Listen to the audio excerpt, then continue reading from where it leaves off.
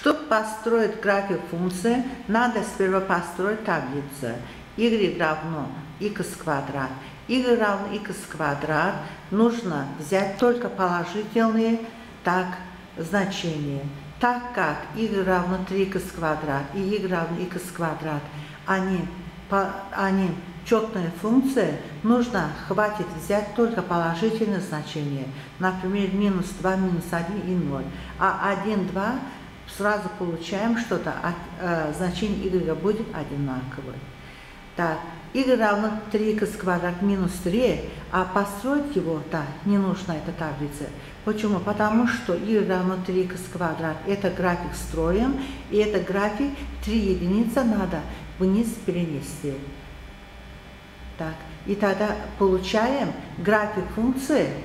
Так, y равно x квадрат, это будет первый, со штрихами y равно 3x квадрат, второй, и еще y равно 3x квадрат минус 3. Это красный график. Все.